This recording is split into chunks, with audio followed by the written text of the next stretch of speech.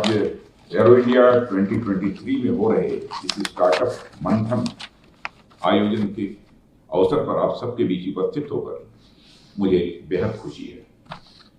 Dear friends, as you know that the manthan means churning. Churning causes old to be replaced by new. Churning releases new forms, new things, new ideas, and new practices. In our mythology, churning releases the divine nectar or Amrit. My young friends, the churning led by you would release Amrit of technology, Amrit of security, and Amrit of prosperity, thus making the next 25 years Amrit Kal.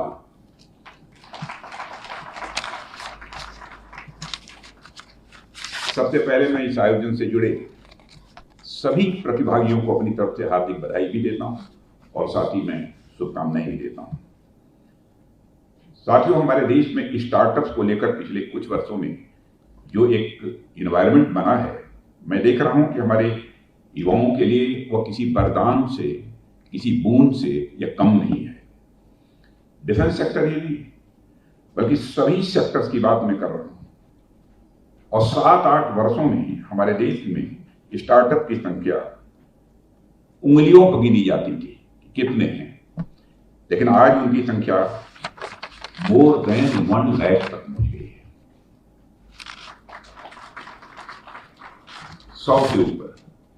तो हमारे यहां unicorns हमारे देश के युवाओं ने खड़े कर दिए और यह हमारे देश में न्यूली क्रिएटेड स्टार्टअप इकोसिस्टम की इंपॉर्टेंस को भी बताती है। साथ ही हमारे यूथ के भीतर भी आया नया जोश और कुछ नया कर गुजरने का जो जुनून है, उसको भी यह शोकेस करता है। जब मैं यहां यूथ कह रहा हूं तो उससे मेरा मतलब नई उम्र से ही नहीं है, मेरा मतलब नई सोच के लोगों से भी है।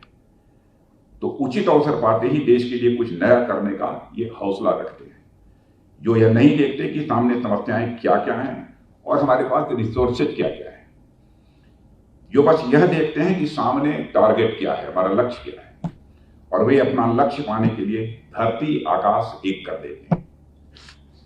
डिफेंस सेक्टर में तो मैं देख रहा हूं कमाल कर रहे हैं हमारे नौजवान।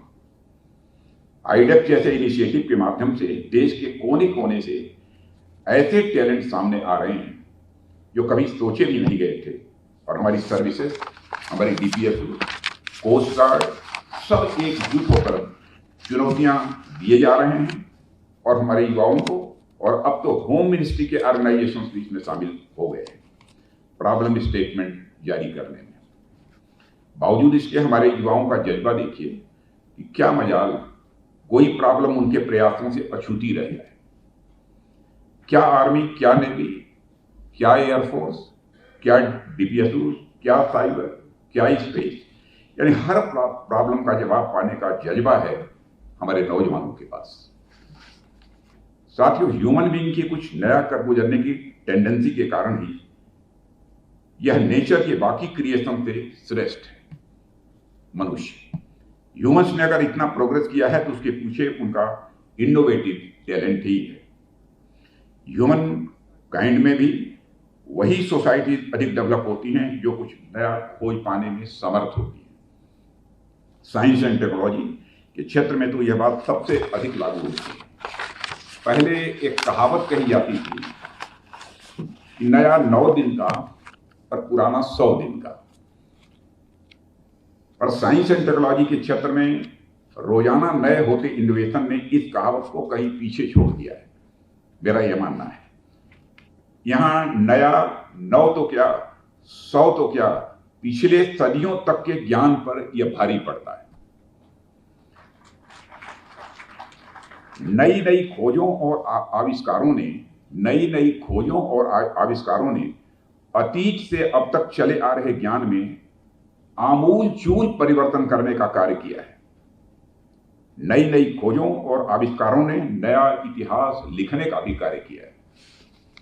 जेम्स वाट, न्यूटन, एडिसन और आइंस्टीन की खोजों और आविष्कारों ने तत्कालीन बड़े बड़े इंटेलेक्चुअल्स के मस्तिष्क को आंदोलित कर दिया था। शुरुआत में लोगों ने इनके कामों को एक सनक और दिमागी खुराफात के अलावा कुछ नहीं समझा, पर समय के साथ उन्होंने अपने आप को साबित किया और पूरी दुनिया में अपना लोहा मनवाया। हमारे देश में सीवी रमन, जेसी बोस से लेकर डॉक्टर होमी जहांगीर भाभा जैसे अनेक साइंटिस्ट की यह परंपरा रही है, जिन्होंने दुनिया को न केवल नया ज्ञान दिया बल्कि समस्त ज्ञान विज्ञान की धारा को एक नई दिशा दी और हमारे देश का नाम विश्व पटल पर लाने में अपना योगदान दिया है। यह सब कुछ नया करने के जज्बे के कारण ही संभव हो सका है।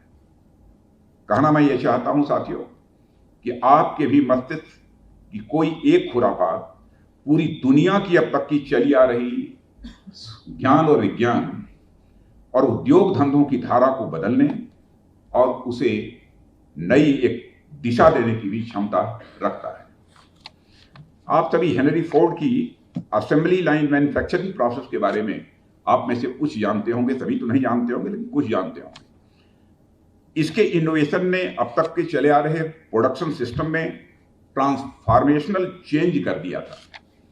इसलिए आज हमारा देश युवाओं को अगर कुछ नया सोचने और कुछ नया कर दिखाने के लिए सपोर्ट कर रहा है, इसका कोई छोटा मतलब नहीं है। इसका बस यह मतलब नहीं है कि हमारे युवा अपने पैरों पर खड़े हो जाए। इसका मतलब बस यह भी नहीं है कि हमारे युवाओं को रोजगार मिल जाए और वे कुछ रोजगार औरों के लिए भी पैदा कर सकें। इसका मतलब बस यह भी नहीं है कि हमारे युवा स्वदेशी सामान बना सकेंगे और बाहर देशों पर से हमारी निर्भरता कम हो सकेगी या पूरी तरह से खत्म हो जाएगी। यह सभी अपने आप में महत्वपूर्ण है, बहुत ही महत्वपूर्ण है, पर कुछ है जो इन सबसे भी महत्वपूर्ण है जिसे हमारे देश को तलाश है, और वह महत्वपूर्ण चीज है हमारे युवाओं के भीतर से एक जेम्स वाट, एक Newton, Edison, Einstein, CV Raman, JC Bose या डॉक्टर होमी जहांगीर भाभा को खोज निकालना जो जिहाद की धारा को मोड़ सकें और मानवता को कुछ नई और मीनिंगफुल चीज दे सकें। और जिस तरह आप लोगों का रिस्पांस हमें मिल रहा है, मैं इस बात को लेकर पूरी तरह से आश्वस्त हूं कि जल्द ही हमारा देश इनोवेशन के मामले में दुनिया के अग्रणी देशों में से एक होगा और अतीत की भांति ही भविष्य में भी समस्त विश्व के लिए एक लाइट हाउस बनकर उभरेगा। स्टार्टअप मंथन जैसे आयोजन इस लाइट हाउस को नई चमक प्रदान करेंगे, ऐसा मेरा विश्वास है। साथियों, स्टार्टअप मंथन इंडियन डिफेंस स्टार्टअप इकोसिस्टम के विकास की यात्रा का एक शानदार उत्सव है। मैं इसे एक फेस्टिवल के रूप में देखता हूं और हमारे initiative innovation for defence excellence यानी आईडेक्स की सफलता का एक यह इंडिकेटर है, उसका यह सूचक है। आईडेक्स ने अब तक के अनेक होम ग्रोन टेक्नोलॉजीज को डेवलप होने और आगे बढ़ने में मदद की है। इसने स्टार्टअप के लिए इनोवेशन और टेक्नोलॉजिकल डेवलपमेंट को शोकेस करने का एक इंपॉर्टेंट प्लेटफॉर्म भी प्रदान किया है। और इसके साथ साथ डिफेंस सेक्टर में आर्टिफिशियल इंटेलिजेंस, ऑगमेंटेड रियलिटी और ब्लॉकचेन जैसे फ्यूचरिस्टिक टेक्नोलॉजीज को भी हमारे प्रोफेशनल्स को अच्छी तरह से जानने समझने का एक अवसर आईडेक्स ने उपलब्ध कराया है। आईडेक्स के माध्यम से शुरू हुए स्टार्टअप्स को अब तक ऑर्डर भी मिलने शुरू हो गए हैं, जिससे स्टार्टअप इकोसिस्टम को और अधिक प्रोत्साहन मिला है। साथियों, आईडेक्स अब तक सैकड़ों की संख्या में इनोवेटर्स को मार्केट में इंट्रोड्यूस कर चुका है और इस प्रकार हजारों स्किल्ड और सेमी स्किल्ड भारतीयों को डायरेक्ट और इनडायरेक्ट रूप से एम्प्लॉयमेंट जनरेशन में भी मदद मिली है। इन सब के चलते ही आईडेक्स को इनोवेशन कैटेगरी के तहत पीएम अवार्ड से भी सम्मानित किया गया है। आईडेक्स विनर्स का बिजनेस एक्सपैंड होगा तो देश में लाखों लोगों को रोजगार मिल सकेगा और इस तरह यह हमारे देश के अनेक नागरिकों की सोशियो इकोनॉमिक डेवलपमेंट को बेहतर करने की दिशा में भी एक महत्वपूर्ण कदम है, ऐसा मैं मानता हूं। इसे ध्यान में रखते हुए मंत्रालय ने आईडेक्स स्टार्टअप और एमएसएमई से प्रोक्योरमेंट के लिए एक सिंप्लीफाइड और फास्ट ट्रैक प्रोसीजर को भी मंजूरी दी है। आईडेक्स ने डिफेंस इकोसिस्टम में आत्मनिर्भरता प्राप्त करने के लिए रास्ते भी खोले हैं। हमारे नए एंटरप्रेन्योर्स को लार्जर प्रोजेक्ट्स के डेवलपमेंट के लिए इनकरेज करने के लिए हमने अब तक दी जा रही ग्रांट्स को भी बढ़ाने का निर्णय लिया है। यह हमारे इनोवेटर्स और स्टार्टअप की मेहनत, उनकी लगन और उनके प्रोत्साहन के लिए सरकार के सपोर्ट को भी दर्शाता है।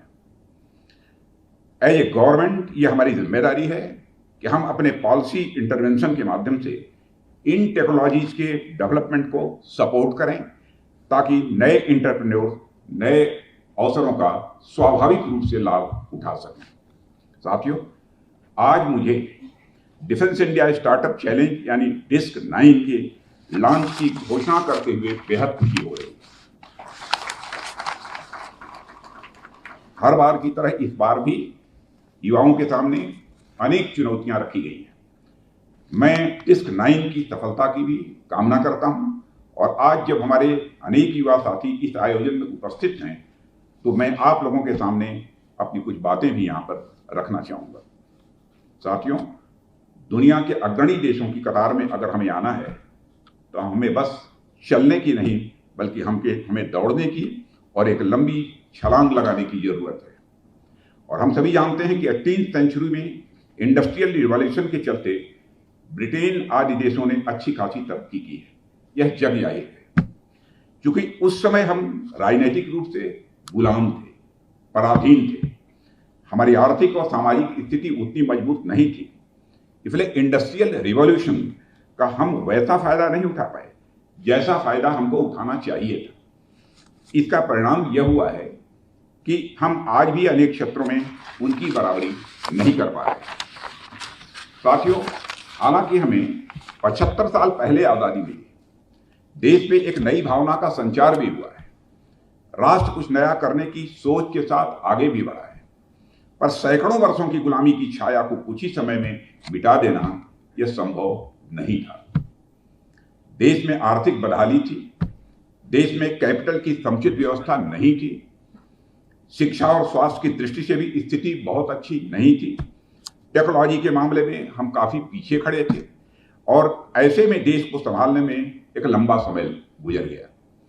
आज भी डेवलप्ड कंट्रीज कॉलोनियलिज्म से प्रभावित थर्ड वर्ल्ड कंट्रीज से कहीं बहुत आगे हैं।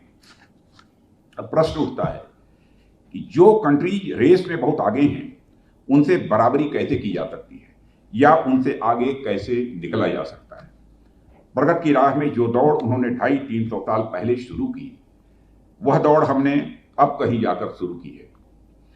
यानी हमारी स्टार्टिंग लाइन अलग अलग है, तो दोनों के बीच फेयर रेस कैसे होगी? जाहिर है यह रेस हमारे लिए एडवर्स होगी। इसे एक उदाहरण के तौर पर आप समझें, मैं कोशिश करूंगा समझाने की कि किसी व्यक्ति ने अपनी जर्नी फार्मूला 1 की रेसिंग कार से शुरू की, साथ में एक दूसरा व्यक्ति अपनी जर्नी एक बाईसाइकिल से शुरू की या शुरू कर रहा है। अब दोनों में समानता कहीं दूर दूर तक नहीं है, पर जर्नी एक साथ कंप्लीट करनी है या कैसे संभव होगा, यह विचार करने वाली बात है। मैं जो कहना चाहता हूं वह यह है कि कंपटीशन के स्वरूप को अगर बदल दिया जाए और उसके पैरामीटर बदल दिए जाएं, तो क्या यह गेम चेंजर नहीं हो सकता है?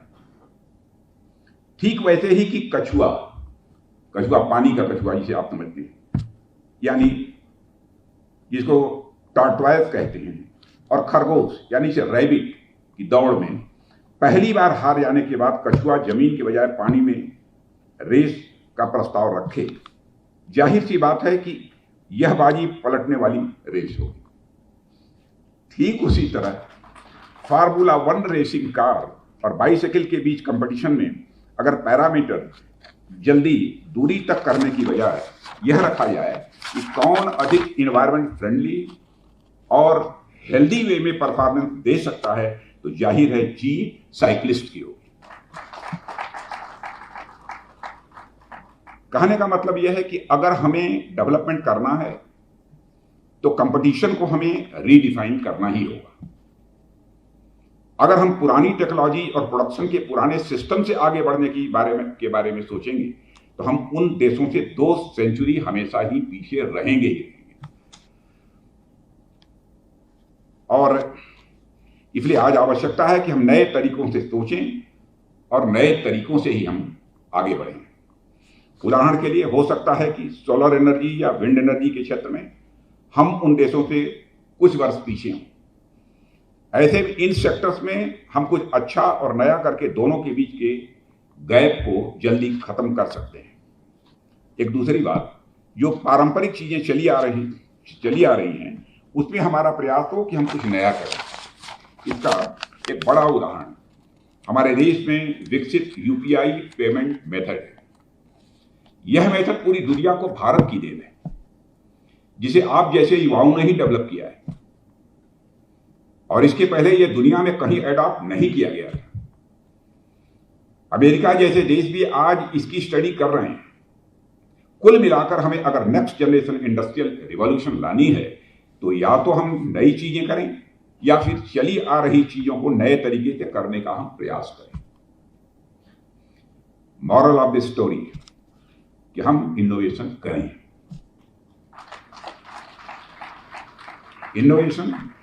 इनोवेशन यानी नए तरीके से सोचना, जो कि आप जैसे युवा भली भांति कर सकते हैं। मैं पूरी तरह से इस मामले में कॉन्फिडेंट हूं। जो कुछ भी मैंने अपनी आंखों से देखा कर सकते हैं।